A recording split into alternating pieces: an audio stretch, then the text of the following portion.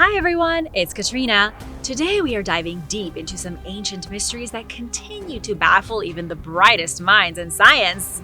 From ancient civilizations sailing the globe to an ancient cold case and secret codes, I have a lot to tell you about. Giant stone jars. Why did an ancient civilization leave behind thousands of giant empty jars scattered across the landscape? Giant stone jars in India have been puzzling scientists for years, and now a recent discovery hundreds of miles away in the country of Laos has added to the mystery. It's called the Plain of Jars, located in northern Laos. Laos is completely landlocked, sandwiched between Cambodia, Thailand, Vietnam, and China. Its isolated position has made Laos one of the world's most intriguing nations. Its ancient people are a mystery, and its wilderness can be more untamed than the Amazon. Then there are the jars. There is one site in particular that draws tourists from around the globe to marvel at the gigantic jars. But what the tourists don't realize is that there are 90 different jar sites in Laos, with each site having between 1 and 400 jars. The jars are of an almost unbelievable size. Some are more than 10 feet tall. To make things twice as baffling, the jars are simple and undecorated.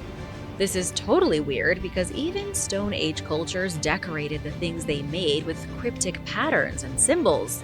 But in Laos, only one of the countless thousands of jars has an image on it. This unique jar is at Site 1, and the image carved onto its surface is a frogman. It's some kind of crazy frog alien human hybrid. What do you think it could mean? You're likely eager to know how old the jars are and what they were used for. Unfortunately, I only have some vague answers. Some scientists say the stone jars are 2,000 years old. Others have claimed more than 3,000 years old. As for their purpose, that's where things get creepy. The massive jars were likely used in burial rituals. Louise Schuin from the University of Melbourne has been studying the ancient jars since 2016. It's the general opinion among researchers that human bodies were put inside the jars and exposed to the elements. Nobody was buried in the jars, meaning they weren't used like coffins or sarcophagi. The bodies were left in the jars to bake under the brutal Southeast Asian sun. When their flesh was gone and only their bones remained, the bones would be carried away and buried somewhere else. Keep in mind that everything I'm telling you is theoretical. Scientists are still struggling to unravel the mystery, and there are a lot of pieces that don't quite fit. For example, French archaeologist Madeleine Colani discovered human bodies inside the jars in 1935. Only there is no evidence of it today. The bodies Madeleine found are nowhere to be seen. Modern archaeologists haven't uncovered a single tooth in any of the stone jars. What modern archaeologists have found are random human bodies buried in small ceramic jars at the Plain of Jars. As if it couldn't get creepier, now there are two types of jars. There are the big Stone Age rock jars, and then there are the smaller ceramic jars, which date to about 700 years ago. The smaller ceramic jars with real human bodies in them are more than 2,000 years fresher than their stone counterparts. Scientists don't know what to make of any of this, especially now that more jars have been discovered in India. Hundreds of huge stone jars have been found partially buried underneath the jungle in northeast India, and there could be thousands more waiting to be dug up. Scientists are saying the Indian jars may be part of a megalithic landscape that no one has ever seen before. The jars may have been made by an ancient culture that researchers, archaeologists, historians don't know anything about. Sailing the world with advanced technology. Long before history books began, a mysterious civilization harnessed advanced technology to sail the seas. This mysterious society colonized remote islands, forging a great empire. The mystery is that they did it 42,000 years ago. In Southeast Asia, scientists have found evidence of extremely old watercraft. They believe these ancient boats were used by sailors to colonize the islands of Indonesia. It's a lot more impressive when you realize that Indonesia is made up of more than 13,000 islands. That's a lot of colonizing. Mr. Hendry Kaharudin from the Australian National University was the lead author of the recent study investigating the advanced maritime technology from 42,000 years ago. He focused on how ancient humans arrived on the island of Elivaban, which really is in the middle of nowhere. To reach the island, mariners would have had to traverse incredibly long distances over violent seas. This wasn't a sunny summer kayaking session. It was nearly 100 miles of non-stop waves, sudden storms, and maybe even sea monsters if they got unlucky. Scientists determined there is no way anyone reached this island without seriously sophisticated technology. But this was more than 40,000 years ago. How are humans making boats that could survive the brutal ocean when humans were still supposedly living in caves?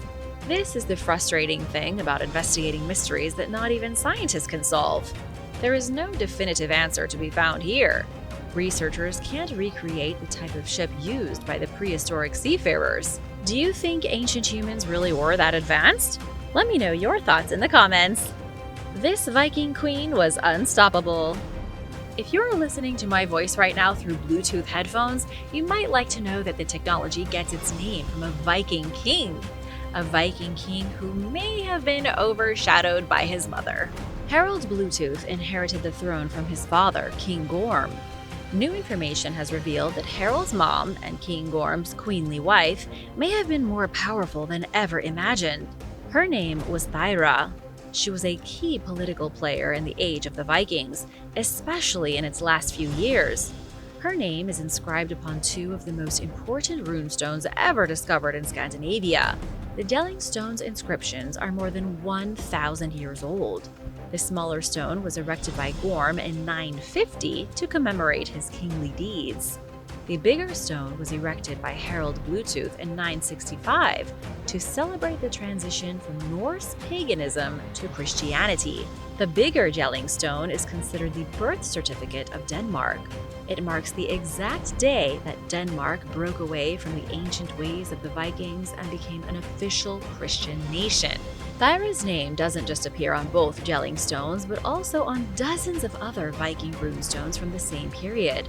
Her name appears more than any other person's name, more than kings or gods even. Archaeologist and runologist Lisbeth Emer from the National Museum of Denmark said it was rare for a woman's name to be mentioned on a runestone at all. But Thyra was a popular lady. Why do you think that might be? Lisbeth has an idea. She suggested that Thyra may have eclipsed both her husband Gorm and her son Harald in influence. No other Viking in Denmark was commemorated on as many stones as her, not even the Bluetooth guy. The unsolvable mystery of Queen Thyra is that historians don't know what she did to earn herself such a shining reputation. On the smaller Delling stone, Thyra is referred to as Denmark's salvation. This woman was a living Viking goddess. Where were the Hanging Gardens of Babylon? Isn't it funny that people had bucket lists 2,200 years ago? The most famous of these bucket lists was made by a philosopher named Philo of Byzantium. He came up with the must-see 7 wonders of the world in 225 BC. Only one of those wonders is still standing, and one of them may not have even been real. Can you name all 7 must-see places on Philo's list? Let's start with the most obvious and the only surviving wonder, the Great Pyramid of Giza in Egypt. It's maintained its top-tier position since it was built 4,500 years ago. Then there was the statue of Zeus at Olympia, the Temple of Artemis at Ephesus, the Mausoleum of Halicarnassus at Caria, and the Colossus of Rhodes. The 6th wonder was the Lighthouse of Alexandria, right? Wrong! The original wonder, as named by Philo, was the Walls of Babylon. This was likely because Philo lived in Alexandria. He worked at the Library of Alexandria and was used to seeing the Lighthouse of Alexandria. It's hard to be impressed by your own backyard. The last wonder on Philo's list is also the most mysterious. It's the one place that scientists want so badly to discover but always run into roadblocks. Debate rages in the scholarly community as to whether the Hanging Gardens of Babylon ever hung at all. The legendary gardens supposedly existed in the palace of King Nebuchadnezzar II of Babylon. Nebuchadnezzar was one of the most famous historical kings thanks to his role in the Bible. He attacked the kingdom of Judah, destroyed the first temple, and was ultimately turned into a werewolf by God. But that's a story for another day. Philo wrote that the Hanging Gardens sprawled across a massive platform raised up on stone columns. The garden was so big that you could walk under it in the cold shade because it blocked out the sun. Visitors to Babylon would have gawked in wonderment at the vast garden that seemed to float miraculously in the air. Water was collected throughout the city and funneled into the garden, helping the exotic plants and trees grow. Philo wrote that the gardens were marvelous in appearance, but also baffling for their variety of plant life.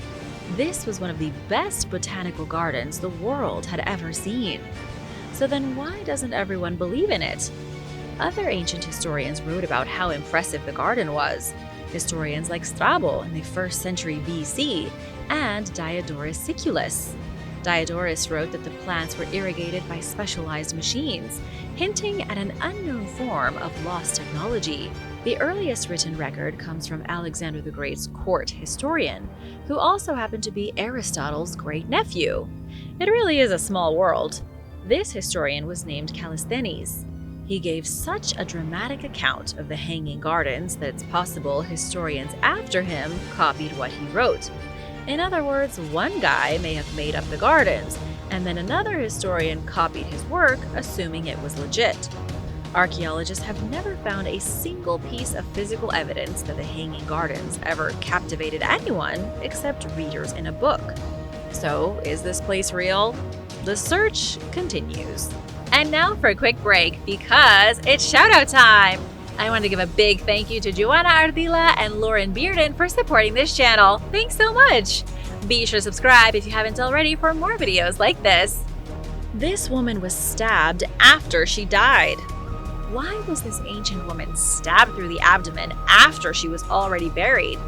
Archaeologists don't think she was a vampire. They don't know what's going on here. While studying an Iron Age burial ground in Sweden, local archaeologists came across a perplexing grave. Inside the grave was the body of a woman, or rather the bones of a woman. She died 2,500 years ago, so there isn't much of a body left. In the middle of her bones, something strange was found sticking up from the dirt. An enormous curved knife, like something an anime villain would wield, was jammed vertically inside her. The woman also had a rather large needle stuck in her grave. There are at least 50 burials in this ancient cemetery, but the woman's grave is the most unusual by a mile. Every aspect of this case has "weird" written all over it. Archaeologists only learned about the graveyard, which is roughly 100 miles from Stockholm, thanks to a document written in the 17th century. In 1667, a priest named Ericus Hemengius was given the task of recording ancient human graves throughout his parish. These graves had never been found in modern times, so archaeologists went poking around for them. And sure enough, they found the bodies. While the woman with the knife through her has been the weirdest grave, there were other bizarre burials you should know about. In one of the graves, archaeologists found evidence of fire. The whole grave appears to have been burned, as if whoever was inside of it was teleported to hell. Some of the graves contained only a few bones, or no bones at all. The evidence points to ritual madness. But who was conducting these rituals? Why was everyone so scared of all of these dead people? Scientists may never know why the woman was impaled after she'd already been dead and buried. Do you have any theories? Who was King Solomon? King Solomon is one of the Bible's greatest unsolved mysteries. He was a necromancer who could commune with the dead. He was a master of demons, sending imps to do his bidding. And he was a great warlock who could cast spells like Gandalf. But was he really? New information suggests King Solomon was more of a businessman than a sorcerer. Next to Jesus and his entourage, Solomon is the most famous biblical character. He is celebrated in Christianity and Judaism for being a wise king, and in Islam, he is a prophet.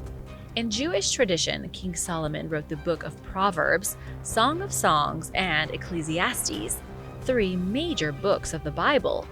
Christian lore tells us that Solomon had 700 wives and 300 concubines. I think he would have given Genghis Khan a run for his money when it came to his uncontrollable desires. Solomon was the son of David, who slayed Goliath. He had a fling with the Queen of Sheba, fathering Menelik I, the first king of Ethiopia. Menelik would return to Jerusalem later to take the Ark of the Covenant out from under the nose of King Solomon. His legends are endless, but it's up to us to figure out whether they are true or not. The shocking secret that religions don't want you to know is that King Solomon may not have even existed. Archaeologists have struggled to find a single conclusive piece of evidence that King Solomon was real. There is not a single inscription bearing his name anywhere in Jerusalem. That's a bit surprising, seeing as the Bible tells us that King Solomon basically built Jerusalem 3,000 years ago. He constructed a megalithic temple and a magnificent palace, but there is no proof of them. Dr. Sean Kingsley has come to the rescue, bearing news that King Solomon was a flesh and blood ruler. Kingsley is a British marine archaeologist who has spent more than 10 years trying to solve the enigma of Solomon. He has searched beyond the Holy Land, past the depths of the Mediterranean Sea, all the way to Spain. Kingsley said that Solomon became fabulously rich because of his strategic business partnership with Phoenicia. He accumulated so much wealth that he was likely the richest man who ever lived. Take that, Bezos! One piece of evidence found by Kingsley is an abandoned mine near Huelva in Spain. The mine, Rio Tinto, produced gold, silver, copper, and other metals. Old maps refer to the spot as Solomon's Hill. Even older accounts refer to the place as Solomon's Castle. There are testimonies of people being sent to work in the mines by King Solomon himself. Many silver hoards discovered in Israel have been traced back to Iberia and may have come from the mine Rio Tinto. Kingsley's theory is that with help from Phoenicia, Solomon established the world's first major shipping network. Solomon may have sent metal from his mines in Spain to every corner of the known world, gathering himself unimaginable riches. This would explain why he's such a powerful man in ancient religious texts. But still, why isn't there more proof of him? Scientists have evidence of Egyptian rulers going back nearly 5,000 years, but there isn't one non-biblical mention of the richest man the world has ever seen. Does that make sense to you? The most brutal sacrifice. How many sacrifice victims is too many? Some might say that even one person sacrificed to the gods is too many. But 700 years ago in Peru, there wasn't such a thing as too many sacrifices. Archaeologists have found a field of ruin and death that words can barely describe. I want to warn you that what you're about to hear is very disturbing, so if you want, skip ahead.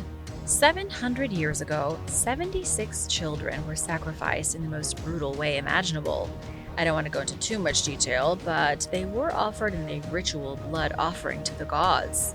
Scientists don't know if they all died at once or if it was a one-at-a-time scenario. Either way, the ultimate result was the same. Each child had their heart removed, possibly while it was still beating. The unfortunate victims of this mass sacrifice were found in a burial ground at Pampa la Cruz, near the coast of northwestern Peru. It wasn't the Inca responsible for this massacre, it was the civilization that came before the Inca, known as the Chimu. Each child was buried with silver and copper squares that had been sewn to the children's clothing. These squares appear to have been markers indicating that the children had already been chosen as sacrifices. There is something else you need to know about these children. Each one of the victims was found to have cranial modifications. Their skulls were elongated. There are two different trains of thought here. Gabriel Prieto at the University of Florida said cranial modifications were practiced by the nearby culture at Lambayeque. This suggests the children were captured specifically for the purpose of being given to the gods. They were stolen from a rival culture. Another possibility that ancient alien enthusiasts are really happy about is that the children were the offspring of extraterrestrials. Prieto said that cranial modifications were done to infants using boards or head wraps. Their skulls were compressed to change their shape. But what if the children were born with naturally elongated skulls because they were the distant descendants of real aliens? Of course, this is an idea that has a lot of controversy attached to it. Many scholars believe the elongated skulls of ancient people in South America, Egypt, and Europe were natural. Aliens started a breeding program with humans tens of thousands of years ago, making unique hybrids. The hybrids were mostly destroyed by the biblical flood, which you can find testimony of in almost every ancient civilization. By the days of the Chimu, only a handful of pockets remained of people who had alien blood. The easiest way to recognize them was by their elongated skulls. Gabriel Prieto has a drastically different opinion. Gabriel said that the children and their families were likely conquered by the Chimu. The adults were forced into slave labor building irrigation systems. The children were offered as a group sacrifice to energize the Chimu's fields. All that innocent blood ensured that the Chimu had a harvest unlike any they'd ever seen. Which theory do you like the most? A Sumerian artifact in the Amazon. A 5,000-year-old bowl discovered in South America has sparked controversy among archaeologists and historians. The bowl, inscribed with ancient Sumerian script, raises questions about early human migration and potential extraterrestrial involvement. While some experts dismiss the artifact as a hoax or a misinterpretation, others propose extraordinary theories to explain its presence in the region. The controversy that's been sparked by this artifact is at a boiling point. Some scholars believe the bowl is evidence of early transoceanic contact. In other words, Sumerians built sailing ships and journeyed to the Amazon jungle. Others don't even believe the bowl is real, while some experts dismiss it as nonsense. They say the bowl must have been brought to South America in modern times, not in prehistory. All I can do is try to tell you the facts and work through the jumble of information. The bowl was discovered in 1958 on the shores of Lake Titicaca. On the bowl are two inscriptions. One is written in Sumerian hieroglyphs, the other is in Sumerian cuneiform. Neither has been deciphered. Although the bowl was confirmed a legitimate discovery by Bolivian archaeologists, the mainstream scientific community has ignored it. It's possible that archaeologists are ignoring the bowl because if they accept it as reality, it will blow their theories of the ancient world to smithereens. It would very much change the course of history. There is one possible explanation, but it's a doozy. Some experts have said that Lake Titicaca was the center of a mining community more than 5,000 years ago. Another mining community was in Mesopotamia. They were linked by portals, but not ones used by humans. Humans labored as slaves in the mines while their Anunnaki overlords teleported around Earth using the portals, the remnants of which can still be found at places like Tiwanaku in Bolivia. Obviously, this theory is very sci-fi. This could explain how a bowl from one side of the world made it to the other. It may have come through a portal from Iraq to Bolivia. Maybe one of the Anunnaki brought it with them as a keepsake. The Anunnaki eventually sucked our gold dry and abandoned us. Perhaps they tried to destroy what they created with global floods, only to have humanity bounce back. Now there are only the smallest remnants of this forgotten history, like the mysterious bowl. Which theory do you prefer? The Anunnaki theory, or were Sumerians actually in the Amazon jungle? Let me know your thoughts in the comments. The Unbreakable Beal Ciphers. Let's see if you can crack the 200-year-old Beal ciphers. Some believe the Declaration of Independence holds the key to unlocking buried treasure. Can you crack the 200-year-old Beal ciphers? In 1816, a man known only as Beal traveled to Colorado from Virginia to hunt buffalo. It was what people did for fun in the beginning of the 19th century. They didn't just go to Vegas for the weekend. Beal and 30 other men with guns were on their way to hunt when they discovered gold at the surface. When you find gold sticking out of the ground, you have more or less won the lottery. Beal's hunting party suddenly transformed into a mining expedition. According to legend, Beal and his crew mined for 2 solid years. They collected thousands of pounds of pure gold and silver ore.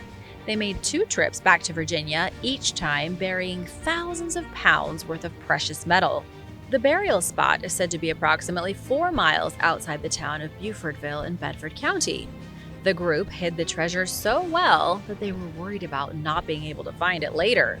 To safeguard their secret without forgetting where they put all the gold, Beal created 3 ciphers that only he could read. He left the encrypted pages with an innkeeper by the name of Robert Morris. Beal told Robert that an associate of his would return one day with a key to decrypt the pages and claim the treasure, only that associate never arrived. The 3 encrypted pages were never picked up by anyone. In 1885, they were sold to the public as the Beal Papers. No one has any idea what happened to Beal or the other members of his party. Do you want to hear a coincidence? In 1884, 1 year before Robert sold the papers, Robert was voted the 2nd Freemason Poet Laureate, a prominent position within the Freemason organization. Robert was also the man who established the Order of the Eastern Star, a secret society most people don't even realize functions in the United States. The Grand Secretary of the Order of the Eastern Star from 1882 to 1891 was Mary A. Beal. Mary's husband was George H. Beal, who was a 32nd degree Freemason. If you're getting dizzy, don't worry, because I am too. All I want to tell you is how the treasure is connected to the Freemasons, the Beal family, and the Order of the Eastern Star. But it's never been decoded, at least not all of it. The 2nd ciphertext is the only one that's been translated, and it's spooky. The 2nd ciphertext was decrypted using a modified copy of the United States Declaration of Independence. It has over 30 anagrams and acronyms on it, all relating to Freemasonry. When translated into coordinates, the anagrams and acronyms form part of the Freemason square and compass logo, the most notorious symbol of the organization. Sadly, though, the 2nd cipher is a total dud. It says how much treasure was buried and gives a bit of background, but it doesn't give an approximate position. Cipher page 1 has the exact coordinates of the vault, but that's never been decrypted.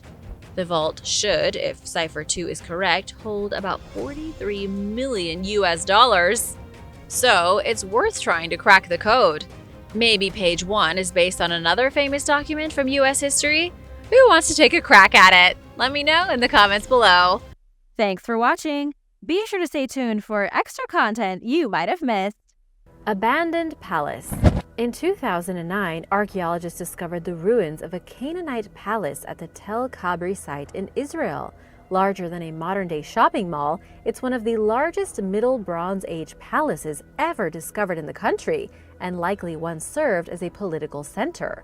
Excavations began in 1957, and numerous artifacts have been uncovered, including the only Minoan-style frescoes ever found in Israel, as well as over 100 jars that once held spiced wine, constituting the oldest and largest known wine cellar from the ancient Near East. The palace was abandoned during the 18th century BC, shortly after being renovated, and until recently, researchers were baffled about what could have caused the sudden desertion.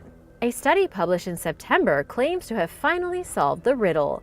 A team of American and Israeli scientists examined the palace's site for signs of a natural disaster that may have prompted people to flee, and they also searched for evidence of war and violence. After several years of digging, they are confident that they know why the Canaanites abruptly left the palace behind 3,700 years ago. The team noticed that the structures contained several bizarre features, including unusually sloped, wavy-looking floors, offset walls, and signs of heavy objects having fallen onto the floors. Additionally, the palace floor was covered in sediment, which the researchers analyzed only to find that it contained fine grains of plaster and other building materials. They also took a look at Dead Sea sediment records, which show that a tremor happened in the region around 1700 BC, when the palace was abandoned. All things considered, it appears as though an earthquake triggered the Canaanites to desert the palace. Easter Island statues. There are numerous mysteries surrounding the statues of giant heads on Easter Island. These heads are known as moai by the Rapa Nui people, who carved the figures from stone around 1,100 to 1,500. But did you know that these enormous statues actually have a hidden body underground? A team of archaeologists from UCLA developed the Easter Island Statue Project to study and preserve the artifacts. In total, they studied almost 1,000 statues over 9 years. Over time, the statues were buried to their heads, so it was their job to dig some out to see what the rest of them looked like. While excavating the statues, the team found petroglyphs on the back. But one of the biggest questions about the statues is why the Rapa Nui choose to put the statues where they are. Many of the figures sit on stone platforms called ahu, which experts analyzed as part of the study while considering the locations of the island's natural resources. Researchers have long believed that the monuments have ritual significance, but they were unsure of why or how, especially since the moai are carved from enormous blocks of stone that were carried long distances. The location of the stone quarries don't make any sense, but they are near other resources, most importantly, near fresh water. The findings came after Professor Carl Lipo from Binghamton University in New York and his colleagues became interested in where the Rapa Nui people got their drinking water, given the island's absence of natural streams. They noticed that freshwater streams appear along the coast during low tide, and that fresh water is also found inland in some places where the statues are located. Additionally, there is evidence of ancient wells near the sites. Archaeologists have also found burial sites of several people found right near the statues, indicating that each one represents a family unit, and that the Rapa Nui buried their dead with the family statue next to sacred freshwater sources. The mysteries of the Easter Island statues are finally being revealed. Henry VIII's jousting accident. King Henry VIII, the notorious Tudor monarch who is best known for his tyrannical ways and many wives, endured a devastating accident in 1536 that some experts believe may have triggered his infamous fury. On January 24th of that year, at age 44, he fell from his horse while jousting and became trapped beneath the animal. He spent up to 2 hours unconscious, according to some versions of the story, and sustained traumatic, lifelong injuries thereafter. Over the following 10 years, Henry's once likable and charming demeanor became insufferable and short-fused. The unfortunate incident happened at Greenwich Palace, the king's favorite residence, but the home was eventually destroyed, leaving the exact location of the jousting court where Henry fell off his horse a mystery. Until now, that is. In early November, researchers announced the discovery of where they believe Henry VIII's accident occurred. Shortly before the COVID-19 pandemic stopped life in its tracks, a team led by architectural expert Simone Withers from the University of Greenwich scanned the property using ground-penetrating radar. They found the remnants of 2 octagonal structures that were likely used as viewing platforms from which people watched jousting matches. What's left of the towers is buried 5.5 feet underground. Based on their location, the researchers believe that the jousting court, also called the tilt yard, was located roughly 330 feet east of where they originally thought it was. The court measured about 650 feet by 250 feet. This fascinating find marks just one of many exciting discoveries experts have made in recent years, thanks to advanced technology that enables them to see underground without digging. A lost city rediscovered. About a decade ago, archaeologists began searching off the Tunisian coast for the lost ancient Roman city of Neapolis, after theorizing that a massive earthquake triggered a tsunami, which wiped the metropolis out roughly 1,650 years ago. Around the same time, the Roman historian and soldier Ammian Marcellin wrote about the Gargantuan wave, which allegedly killed thousands of people and plunged entire coastal cities into the Mediterranean Sea. A team of Italian and Tunisian researchers finally located the submerged ruins of Neapolis in 2017, near the modern-day city of Naboul. The remains were surprisingly well preserved, revealing ancient roads, monuments, and dozens of jars of garum, a condiment made from fermented fish. Neapolis unfortunately serves as an omen for today's coastal cities in the region. According to a 2008 study, earthquakes as strong as the one that sank Neapolis are likely to occur once every 800 years or so, meaning it's entirely likely that the submerged metropolis will someday be joined by new neighboring ruins. Stones from Stonehenge. Stonehenge is one of the world's most famous archaeological landmarks, but it's also ironically shrouded in mystery. Some of the lingering questions revolving around the prehistoric megaliths may never be answered, but scientists are actively working to solve what they can. Earlier this year, archaeologists and geologists announced that they had determined where the largest rocks that make up Stonehenge were sourced from, solving one of the site's longest-standing quandaries. The Neolithic monuments are made from a type of rock called sarsen, which experts knew was transported to the site from elsewhere around 2500 BC. Until recently, scholars believe that the materials were sourced from a 75 square mile range of hills called Marlborough Downs, located between 15 and 25 miles north of Stonehenge. They recently narrowed this location down to the West Woods, a 2 square mile area in Wiltshire, just south of the village of Lockridge. Archaeologist Katie Whitaker, who examined the West Woods in detail, believes that Stonehenge's builders chose to source rock from there for its size and flatness. In fact, prehistoric people sourced rock from the site to build a tomb 1,200 years before Stonehenge was constructed. Now that archaeologists know where the rock for Stonehenge came from, their next task is to figure out exactly how the massive boulders were transported and what precise route the movers used to get them from point A to point B. 2-million-year-old stone balls. 2 million years ago, long before modern humans evolved into existence, our ancestors carved out small stone balls from rock. But scientists were mystified about what they may have used these hand-sized objects for until earlier this year, when a new study suggested that the balls were like ancient can openers. Simply put, early hominids used them to get to the marrow inside animal bones. These stone balls have been found at numerous archaeological sites in Africa, Europe, and Asia, and are some of the world's oldest known human-made artifacts. Scientists finally got to the bottom of the mystery surrounding their use after a team led by archaeologist Ella Asaf discovered a cache of 30 stone balls in Qesem Cave in Israel. The objects were crafted and used at some point while humans inhabited the cave between 400,000 and 200,000 years ago. While nearly all the stone tools in Qesem Cave were made from flint, 29 of the balls were carved from either dolomite or limestone. Asaf explained to Life Science that the balls represent a very old technology compared to the other artifacts in the cave. In a study published in July, another team microscopically examined the stone balls and found residue and marks that indicated that they were used as tools for breaking animal bones and extracting marrow.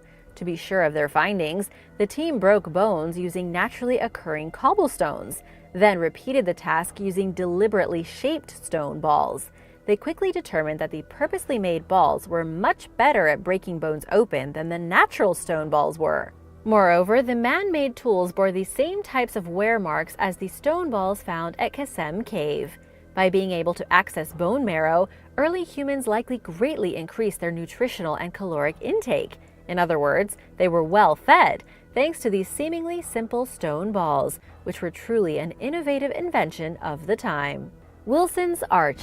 The age of Jerusalem's monuments and the identity of the people who built them are often sources of contentious debate among experts. These controversies are now being put to rest, thanks to a revolutionary new radiocarbon dating method that accurately pinpoints the age of structures based on organic matter and mortar samples. A recent project carried out by an interdisciplinary team of researchers from the Israel Antiquities Authority and the Weizmann Institute focused specifically on Wilson's Arch, the first in a series of stone arches that supported a pathway leading to the Second Temple. Today, the arch sits beneath the Old City, but when it was built, it stood tall over the streets of Jerusalem. It was once 75 feet high, but is now just 20 feet above the floor beneath it, which was built from debris from the Roman destruction of the city. Previous estimates of the structure's age put the arch's construction as far back as the early Roman period, before 70 AD, the mid-Roman period, which encompassed the 1st and 2nd centuries, and the early Islamic period, which began 600 years later. The new study found that Wilson's Arch was built in 2 phases. During the first phase, sometime between 37 BC and 4 BC, the bridge was built to a width of 25 feet. Its width was doubled a few decades later during the second phase of construction, in the 1st century AD. Along with the discovery, like many others, comes more questions. Scientists are currently at a loss to explain why this structure was expanded, according to IAA archaeologist Dr. Joe Uziel, who spoke with the Times of Israel. Uziel further explained that the new dating technique that was used on Wilson's Arch, which yields extremely accurate results based on a new science called microarchaeology, will come in handy for learning more about classical monuments in other parts of the world, such as the Parthenon in Greece. America's lost colony. One of the biggest mysteries in the United States is what happened to the Roanoke colony. In 1587, a group of 117 British settlers led by Governor John White attempted to establish a permanent colony on Roanoke Island off North Carolina. Life was harsh in the New World, so he and a small crew headed back to England to get supplies, leaving their families behind. At first, it was supposed to be a quick trip. Cross the Atlantic, get supplies and funds, and go back. But war broke out between England and Spain, and it took them 3 years to get back. 3 years is a very long time to leave a small group of people stranded in the woods. When John White arrived to Roanoke in 1590, everyone had vanished. The colony was abandoned, and there was no sign of his wife, daughter, and baby granddaughter. The deserted settlement had no human remains, no signs of violence, and the only clue was the word Croatoan carved into a tree. Theories spread as to what could have happened. Perhaps they were kidnapped, killed by Native Americans, or maybe they tried to go back to England on their own. Dozens of artifacts started to appear, with possible clues as to what happened to the colony, but differentiating between what's fake and what's real became a time-consuming task. The biggest clue seems to be the word Croatoan, an island south of Roanoke home to a tribe with the same name. More credible evidence eventually came to light, leading to the likely explanation that the ill-fated Roanoke settlers divided into at least 2 groups and joined friendly Native American communities nearby. Numerous artifacts discovered in recent years, including English pottery, slate, pencils, a light sword, and more, all point toward this theory, including a stone containing seemingly authentic inscriptions. They were never lost. It was made up. The mystery is over, says author Scott Dawson, who helped dig up artifacts where the colonists lived with their new communities. If you ask Dawson and many other experts, evidence has long suggested that the settlers at Roanoke joined the tribe when their survival became threatened. Evidence shows that the colony left Roanoke Island with Croatoans and settled on Hatteras Island. There they had mixed families and lived for generations. As Dawson says, more than a century later, explorer John Lawson found natives with blue eyes who recounted they had ancestors who could speak out of a book, as if they spoke from the past. John White himself wrote of a rival tribe that killed the English and the Croatoans, so the Croatoans befriended the English as a strategic alliance. Dawson says, "You are robbing an entire nation of people of their history by pretending Croatoan is a mystery on a tree," he said. These were a people that mattered a lot, and they saved the colony from likely doom by helping them. Thanks for watching! Let me know if you'd like to hear about more mysteries that have finally been solved. Be sure to subscribe if you are new here, and I'll see you next time. Bye!